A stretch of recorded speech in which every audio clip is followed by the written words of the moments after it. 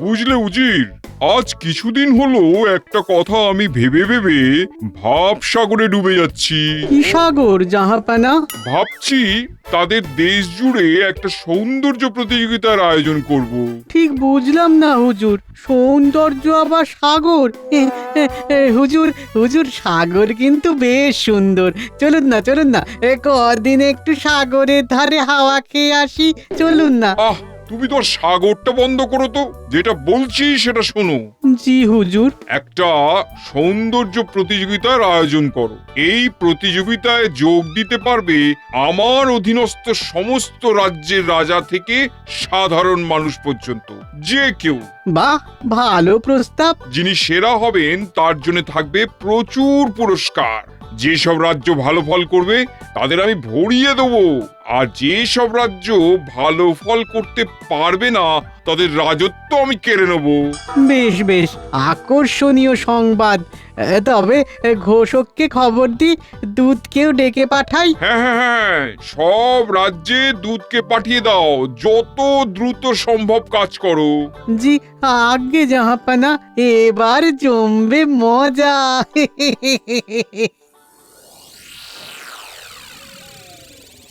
প্রণাম রাজামশাই, নবাব বাহাদুরের দূত এসেছেন। তাকে সসম্মানে নিয়ে এসো।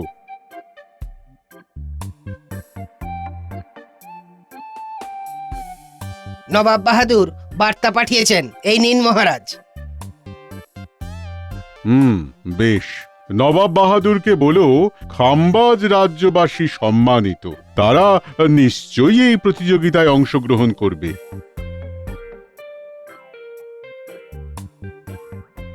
নবাব বাহাদুর একটা সৌন্দর্য প্রতিযোগিতার আয়োজন করেছেন মুর্শিদাবাদে।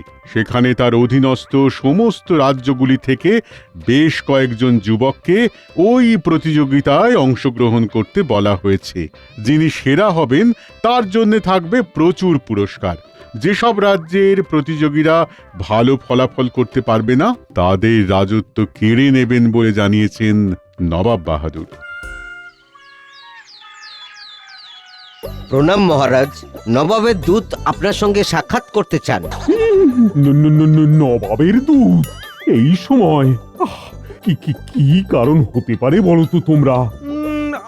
আমিও তো বড়ই চিন্তায় পড়ে গেলাম মহারাজ। আগে মুর্শিদাবাদ থেকে দুধ এলেই তো সমস্যা বাড়ে বই কমে না। নিশ্চয়ই আবার কোনো প্যাঁচ কষেছে। আমারও তো তাই মনে হচ্ছে গোপাল। আচ্ছা প্রহরী, তুমি দুধকে ভেতরে আসতে বলো।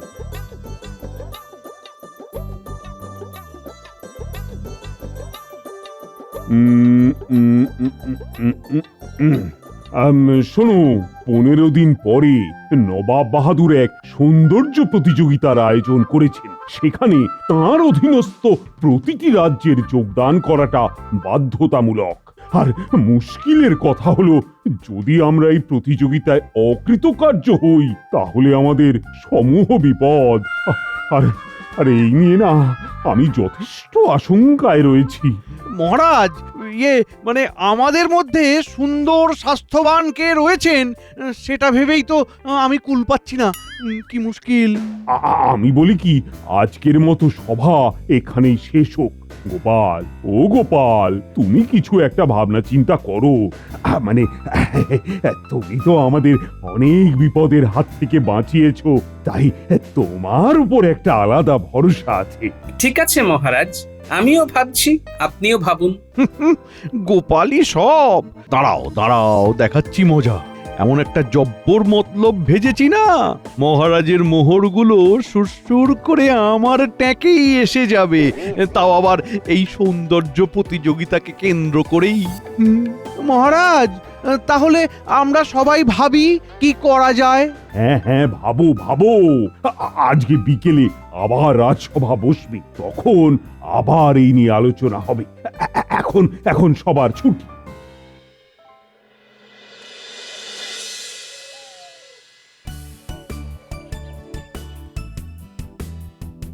কই কই গিন্নি, কই খাবারটা দাও। এখনো রান্না হয়নি বাপু। আজকে তো তুমি রাজসভায় যাওয়ার আগে বাজারও যাওনি। আমায় নিজেকেই বাজারে যেতে হলো। হ্যাঁ, বেছে বেছে চিংড়ি আনলাম, এঁচোড় আনলাম, তারপর রান্না বসালাম। হ্যাঁ, আহা, রাখছো কেন বউ? এঁচোড় চিংড়িটা আমার বড়ই প্রিয় কিনা। চটপট রেঁধে ফেলো, আমি ঝটপট খেয়ে নি। তার জন্য তো একটু সময় দেবে তো নাকি? হ্যাঁ, তোমার যেন আর তোর সয় না।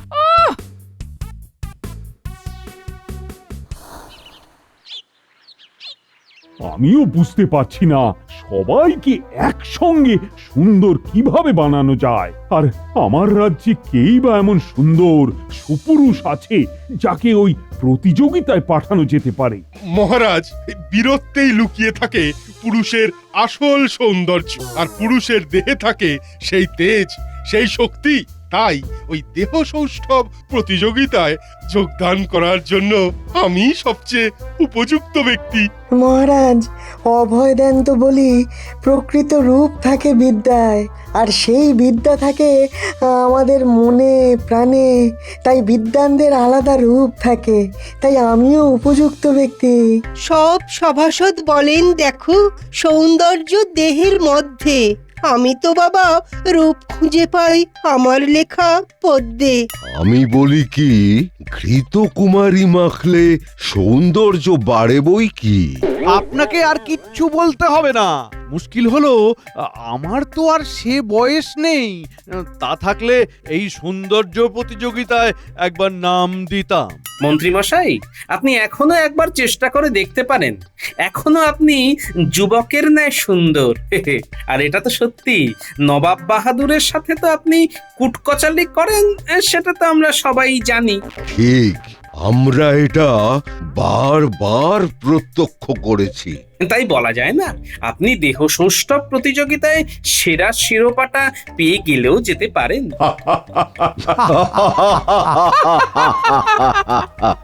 আহ, তোমরা সব কাজের সময় এত অকাজের কথা বলো। আর গোপাল, তোমার বয়স তো অনেক হলো, কবে যে তোমার বুদ্ধি শুদ্ধি হবে? আর তোমাকে কি আমি সব বিষয়ে নাক গলাতে বলেছি? যা বোঝো না তা নিয়ে মাথা ঘামিও না তো গোপাল। বুদ্ধি শুদ্ধি যে আমার নেই সে তো বুঝলাম। আপনি বরং এই সময় একটা জব্বর বুদ্ধি দিন। আমাদের রাজ্যে এখন একটা গুরুতর সমস্যা, সেটার সমাধানের একটা রাস্তা বের করুন তো মন্ত্রী মশাই। আমার কাজ নিয়ে তোমার আর মাথা ব্যথা করে কাজ নেই। এবার থামো তুমি। আচ্ছা আচ্ছা, সবাই তো অনেক কিছুই বললে, কিন্তু গোপাল এবার তুমি বলো।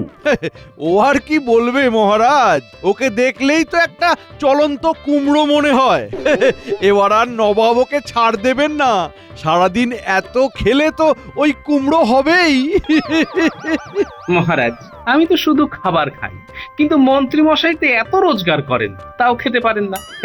তাই মনে হয় এরকম পাটকাঠির মতন শুকিয়ে গেছেন। আমাকে আমাকে এরকম অপমান!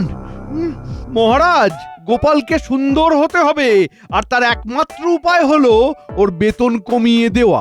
মাইনে কম হলে বাজার হবে কম, বাজার কম হলে খাবে কম, তবেই গোপালের ভুঁড়ি কমবে আর ও দেখতেও সুন্দর হবে।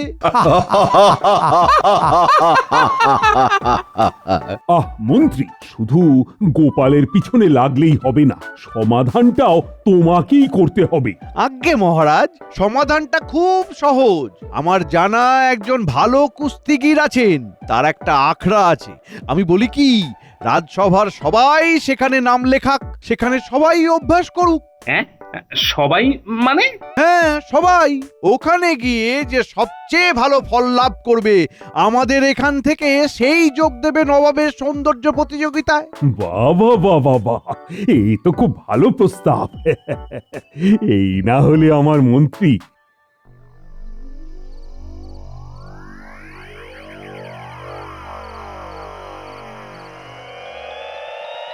আশা করি এবার বোঝাতে পারছি সেনাপতি।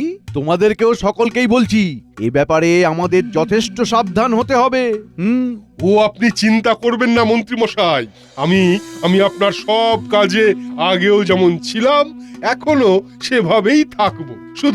শুধু একটাই কথা, ওই মোহরের ব্যাপারটা আপনি একটু দেখবেন। হ্যাঁ, আরে সে বৃত্তান্ত জানাতেই তো তোমাদের এখানে ডাকা। এখন সকলে শোনো মন দিয়ে। সেনাপতি, শুধু আমি যেমন যেমন বলেছি তেমনই করে যাবে। মনে থাকে যেন যন্ত্রপাতি কেনার ব্যাপারে শুধু যা বলতে বলছি সেটাই বলবে, তার বাইরে নয়। যে আজ্ঞে মন্ত্রী মশাই।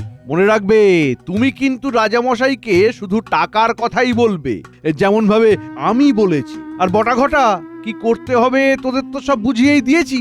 তাহলে পরশুই রাজ্যের শেষ প্রান্তে নতুন কুস্তিগির গুলুগুলু মল্লর আখড়ায় রাজ্যবাসীদের জড়ো করে নিয়ে আসবি, আর সভাসদরাও সেখানে জড়ো হবে, মহারাজও থাকবেন। যে আজ্ঞে মন্ত্রী মশাই, আপনি যেমন নির্দেশ দিয়েছেন তেমনই হবে।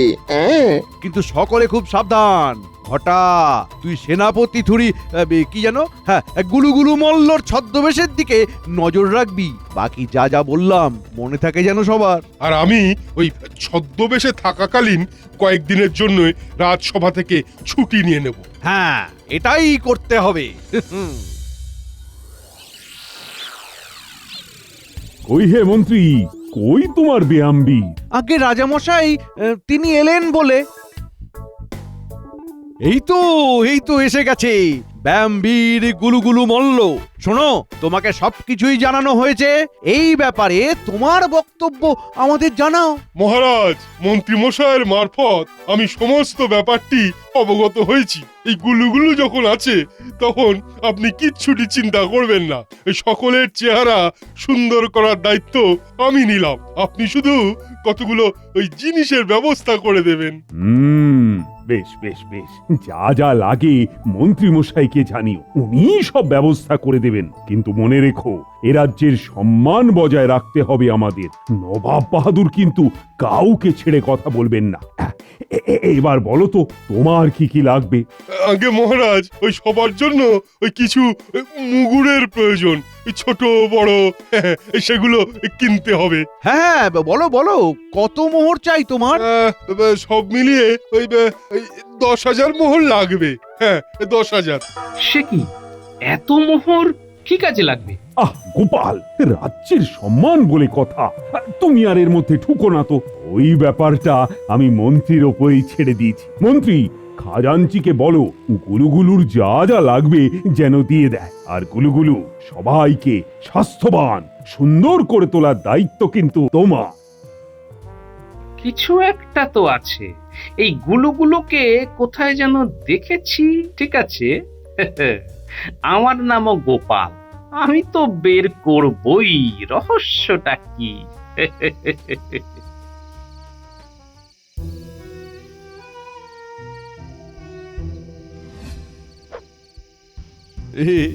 মহারাজকে বোকা বানিয়ে যা পেয়েছি তাই যথেষ্ট। সবাই যা পেয়েছো তাই নিয়েই সন্তুষ্ট থাকো সবাই। কাজ হয়ে গেলে সবাই আরো পাবে, আরো। জি আজ্ঞে মন্ত্রী মশাই। তবে তোমার সাজ পোশাকটা বাবু খাসা হয়েছে। খাসা? আরে, আমি তো প্রথমে চিনতে পারছিলাম না। যা বলেছেন মন্ত্রী মশাই। হয়েছে হয়েছে, খুব হয়েছে। এবার কালকের জন্য কাজে লেগে পড়ো তো। মোহর তো যে যার ট্যাঁকে ঢুকিয়েই ফেলেছো, এখন কাজটা তো ভালো মতো শুরু হোক। তাহলে এই ব্যাপার। এবার দেখো তবে গোপালের খেল।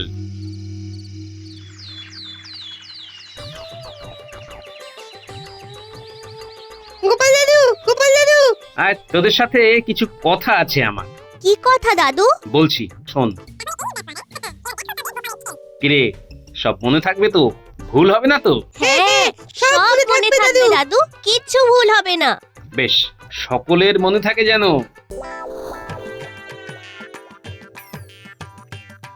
আপনারা সবাই ওঠ বস করুন। হ্যাঁ, করুন করুন। দূর, এসব করতে পারবো না। কি হলো গোপাল, তুমি মনে হচ্ছে ফাঁকি দিচ্ছ? কই না তো। ও আবার কি করবে? ওই তো চেহারা, ও তো নড়তে চড়তেই বেলা গড়িয়ে যায়। ও করবে এই সব? সত্যি বড় কষ্ট হচ্ছে মন্ত্রী মশাই। আজ এইটুকুই থাক না, কি বলেন সবাই?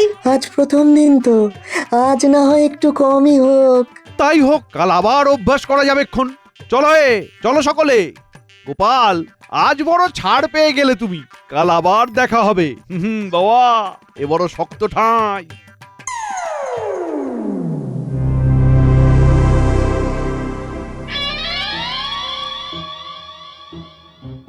আখরাতে এখন কেউ নেই, এই সুযোগে কাজটা করে ফেলি।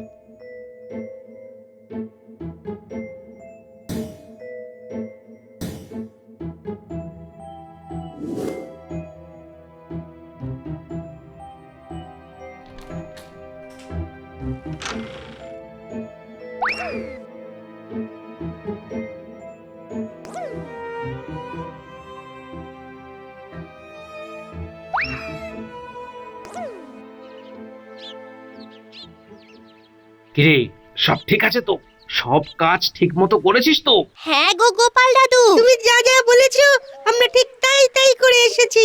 এবার চল, আস্তে আস্তে আস্তে, সবাই এবার জেগে উঠবে। এইবার আমরা পালিয়ে যাই, চল।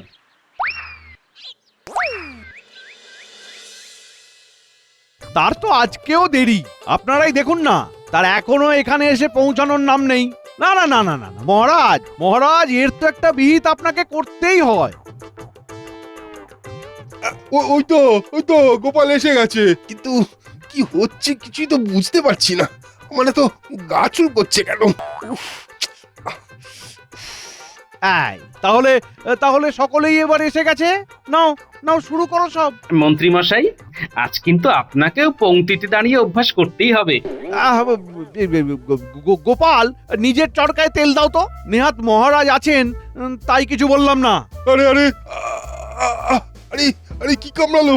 এ কি তো পিঁপড়ে করতে গেল? আরে ও আমার গা চুল করছে, জ্বালা করছে, জ্বলে গেল, জ্বলে গেল, জ্বলে গেল, জ্বলে গেল। এই দেখুন মহারাজ, আপনার মন্ত্রী আপনাকে ঠকিয়েছে। ইনি গুলুগুলু মল্ল। ইনি আর কেউ নন, ইনি আপনারই সেনাপতি মহারাজ। সে কি সেনাপতি? তুমি আর মন্ত্রী, শেষে তুমি কি না আমাকে ঠকালে?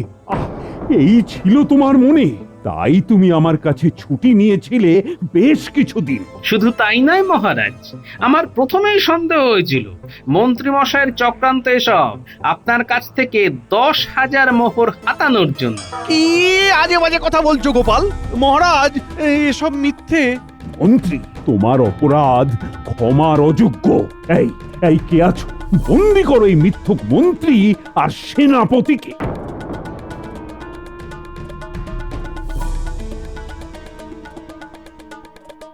মহারাজ মহারাজ ক্ষমা করে দিন, মহারাজ ক্ষমা করে দিন মহারাজ। চুপ রাও বেয়াদব। এই নিয়ে যাও এদের আমার সামনে থেকে, আর সকলে ফিরে চলো রাজসভায়।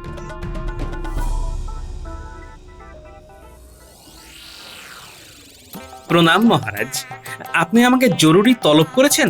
হ্যাঁ গোপাল, এখন নবাবের সৌন্দর্য প্রতিযোগিতায় কাকে পাঠাবো, কে আছে আমার রাজ্যে, আমি তো কিছুই বুঝতে পারছি না। ও গোপাল, গোপাল কিছু একটা করো। হ্যাঁ গোপাল, আমি তো মহারাজকে আগে তোমার কথাই বলেছিলাম গোপাল। মহারাজ, রানীমা, আমার উপর ভরসা রাখুন, আমি দেখছি। আমি বলি কি, আমাকেই পাঠিয়ে দিন নবাবের সৌন্দর্য প্রতিযোগিতা। এত ইতস্তত করছেন কেন মহারাজ? কিন্তু আমি তোমাকে কোনোভাবেই কোনো মুশকিলে ফেলতে পারি না। আবার কাউকে না পাঠালেও তো নয়, কিন্তু কাকে যে পাঠাই, কি যে মুশকিল। তাই আর দেরি না করে আমাকে রওনা হতে দিন মহারাজ, আমি ঠিক জিতে ফিরে আসব।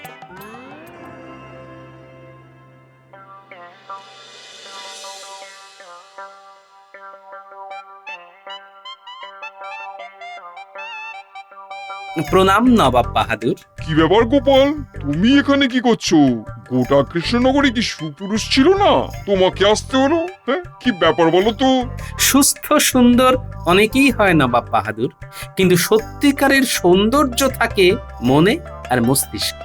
সেটাই হলো আসল কথা। আর এটা হলো আমার পোশাক, ধুতি আর পাঞ্জাবি। এটা পরে হয়তো আমাকে একটু বেশি সুন্দর লাগছে, কিন্তু এটা বাহ্যিক সৌন্দর্য। ঠিক বলেছো। আর যদি আমাকে দেখতে পেশিবহুল হতো, তাহলে সেটা হতো দৈহিক সৌন্দর্য। মরে গেলে তো আমরা সবাই হয় মাটিতে মিশে যাব, নইলে আগুনে পুড়ে ছাই হয়ে যাব। কিন্তু একটা সুন্দর মনের মৃত্যু নেই, সে সকলকে আপন করে নেয়।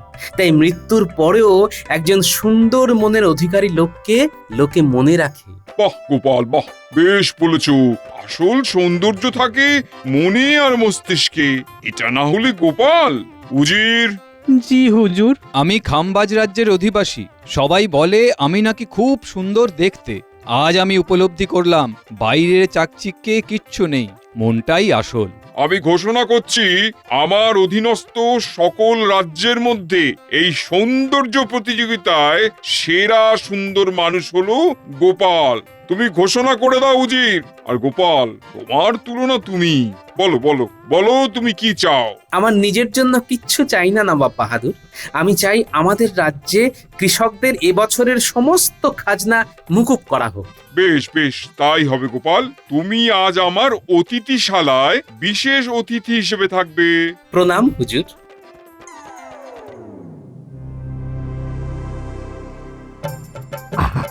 আর কিছুক্ষণের মধ্যেই গোপাল এখানে এসে উপস্থিত হবে। এসো গোপাল এসো, আমি জানতাম গোপালই জয়ী হবে। প্রণাম মহারাজ। আমি জানতাম তুমি জয়ী হবে। আহাহাহা, তুমি আজ আমাকে বড়ই আনন্দ দিয়েছো। আরে সৌন্দর্য প্রতিযোগিতা তো ঠিক মতো হলোই না, গোপাল কিভাবে সেখানে জয়ী হয় মহারাজ?